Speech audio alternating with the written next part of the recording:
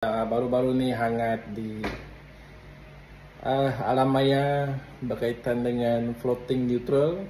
Sebelum ini saya ada buat video floating neutral, anda boleh cek dekat YouTube saya, bahayanya floating neutral. And tiba-tiba muncul pula kerja ekstra mengatakan kita boleh sambung MCB untuk putuskan neutral, untuk memudahkan kerja penyelenggaraan. Okey, dia satu idea yang baik. Yes, dia memudahkan proses troubleshooting, tetapi dia ada bahaya dia.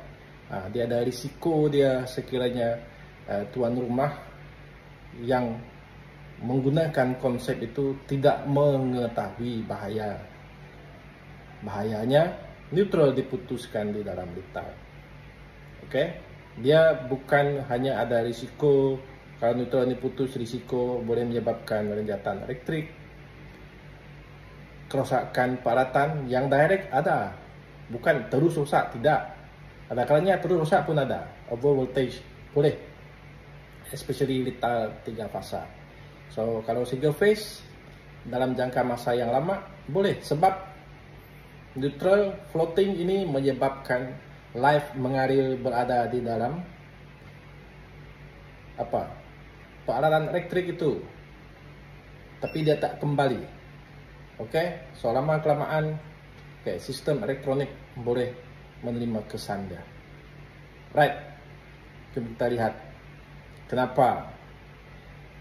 Sekali lagi, kenapa saya tidak bersetuju sebenarnya neutral ini dipasang. Okey, pemutus rita. Okey, pemutus rita neutral.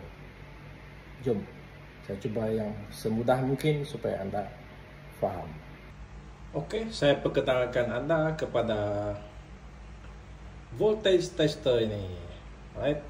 So kalau neutral, neutral dia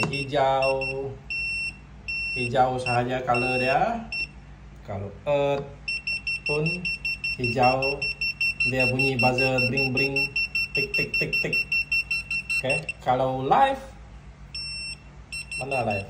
Sini, ni live lah, tengah on MCB ini. Live dia merah. Okey, live dia merah. Okey. So, sekarang saya off-kan MCB ini. Okey. So, ni off supply. Ini neutral pergi ke lita lampu. Okey, neutral pergi ke lita lampu. Saya pasang di sini. Saya temporary saja, sementara. Okey, so macam itulah. So adalah neutral pergi ke lita lampu ini. Saya on-kan RCCB, on-kan C6. Lampu menyala. Okey, saya boleh on off-kan lampu. Okey. So, simulasi floating neutral. Katakan neutral itu terputus, saya off-kan MCB dulu. Okey, off-kan RCCB, tiada supply. Saya cabut. Ini adalah neutral ke lita lampu, bukan neutral utama. So, neutral daripada lita lampu live pergi ke switch, pergi ke lampu, dia balik melalui neutral ke sini. Itu dia, pergi ke busbar neutral. Okay, so neutral floating, on kan MCB C6, pump on. Okay, on kan semua switch. Lampu tak menyala. Kenapa tak menyala? Sebab neutral dia saya sudah cabut. So ini neutral floating. Tengok, kalau neutral betul pergi ke busbar lengkap, dia hijau. Kalau neutral itu floating, dia menjadi live. Kalau sentuh kena renjatan lah. Okay, janganlah sentuh. So, kenapa neutral floating itu bahaya? Bukan merosakkan peralatan sahaja. Dalam jangka masa panjang alat boleh rosak. Tengok ini, lampu ini di sebelah luar ini apa? Nampak?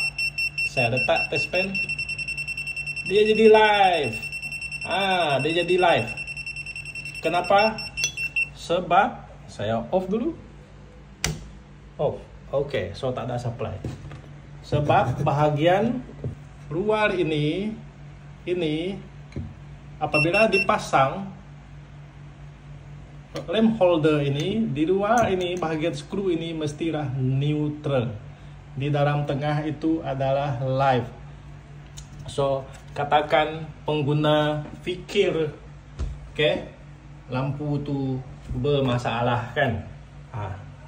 Lampu bermasalah, dia cuba pergi tukar, sedangkan masalah tu bukan lampu. Dia terpegang ni, semasa buka dia pegang, kan dah kena renjatan. Itu yang bahaya dia. Sebab itulah floating neutral itu bahaya. Kalau lah lampu ini berada di tempat yang tinggi kan,